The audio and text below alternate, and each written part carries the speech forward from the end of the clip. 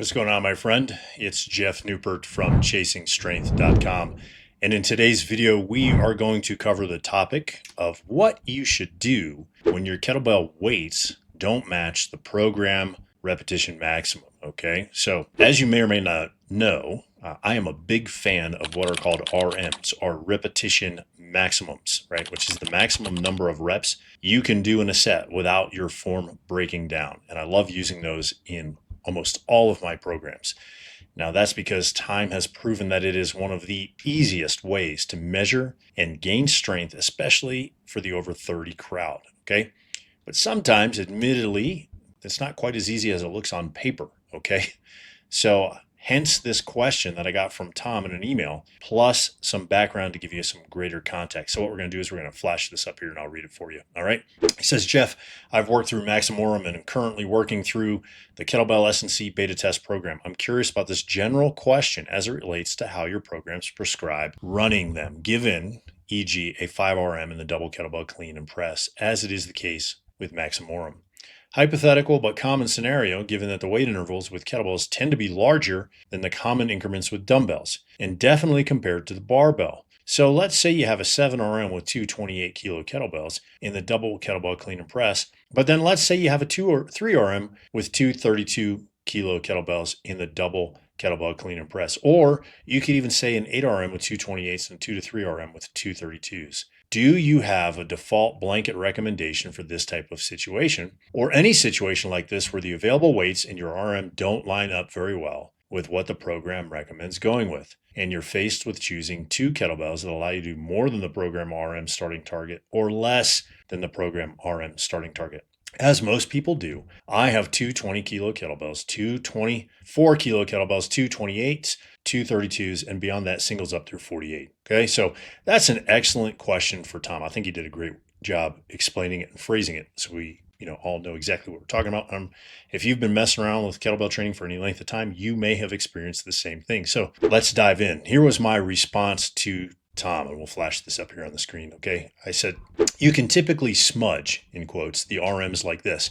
A 5RM becomes a 4 to 6RM. A 10RM becomes an 8 to 12RM. Then I said I wouldn't venture too much outside those rep ranges. The other thing I found is that many, if not most guys, use good enough technique, which unintentionally leaves reps on the table during their RM sets. So slowing down, taking one's time to dial in the technique can really help. The other thing you can do is use mixed matched or asymmetrical bells. For example, 2 by 24 is a 13 RM, but what does 24 plus 28 kilo equal, right? I'll put a question mark. Probably closer to 10 RM. So you can stair step your way to heavier bells and new RMs like this. 2 by 24, 24 plus 28, 2 by 28, 28 plus 32, 2 by 32, etc., etc., etc. Here's some other ideas, right? You might be thinking, well, won't asymmetrical loading make one side of my body stronger than the other? Or something along those lines. So let's take a closer look at that, all right? Because, right, that's kind of what we do around here.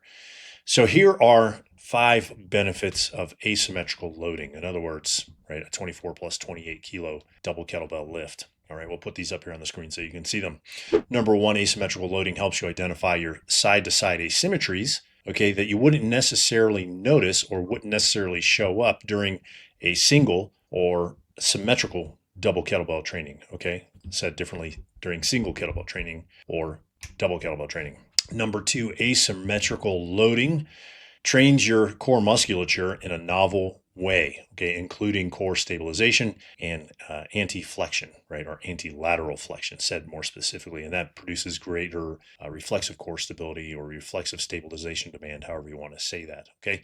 Number 3, asymmetrical loading refines your technique. Number 4, asymmetrical loading improves overall systemic strength by identifying and plugging strength leaks. Again, I'll just refer you back to point number 1 there. And number 5, finally, asymmetrical loading potentially burns more fat and builds more muscle through greater growth hormone release due to greater reflex stabilization demand. Okay, again, refer back to point number 1 there. So as you can see, asymmetrical loading won't slow down your gains, bruh, as we like to say here on this channel. All right. So how do you use asymmetrical bells, right? Let's get down into the nitty gritty. Well, here's how we're going to do it. First, you're going to do an RM test. with the heavier bell in your stronger hand.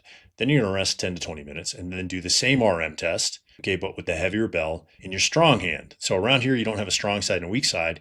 You have a strong side and a stronger side, all right? Hat tip to my buddy Iron Tamer Dave Whitley for that one. So in other words, you don't have any weak hands, all right, or weak sides. So then you're going to write down those two numbers, and then you're going to use the lower of the two for your repetition max. Okay, so again, I'll say that again. You'll use the lower of the two numbers, right? Those two different RMs for the RM around which you're going to organize your program. Okay, then when you train, you're going to alternate the kettlebells back and forth between strong side and stronger sides on each and every set. Okay, so what it's going to look like is something like this. Set number one, you're going to have stronger and heavier plus strong and lighter. Set number two, you're going to have stronger and lighter plus strong and heavier. So when I'm referring to strong and stronger, it's obviously the sides, right? And the heavier and lighter is the kettlebells. And you're going to alternate back and forth between sets, okay, until your training session is over. Now, what happens if you end up doing an odd number of sets like 9, okay? And it's very simple. Then you're just going to start the next training session on the opposite loading pattern, okay? So let's say in session 1, you did 9 sets and you finished with stronger, heavier, plus strong and lighter. Well, then session 2, what you're going to do is you're going to start set number 1 with your stronger and lighter, okay, plus your strong and heavier. So the lighter kettlebell is going on your stronger side and the heavier bell is going on your strong side. All right, that way you keep everything the proverbial even, okay? And that's especially helpful if you're somewhat OCD, not that I am, right? So hopefully this clears everything up for you and gives you some idea how to move forward with your RM or repetition maximum based training. Right now, I will leave links to some of my most popular RM based programs in the video description below if you need them or if you need help hitting your training goals. All right. If you found this video helpful, go ahead and click the like button, smash the subscribe button, share it with a friend. Leave me a comment in the comment section of the video below. I'm telling you, I'm missing this Berkey water today. All right. I'm like getting tongue tied here. Leave me a comment in the video comment section below. Let me know, have you played around with asymmetrical bells or not? And if so, what are your thoughts on them? All right. Until next time, my friend, stay strong.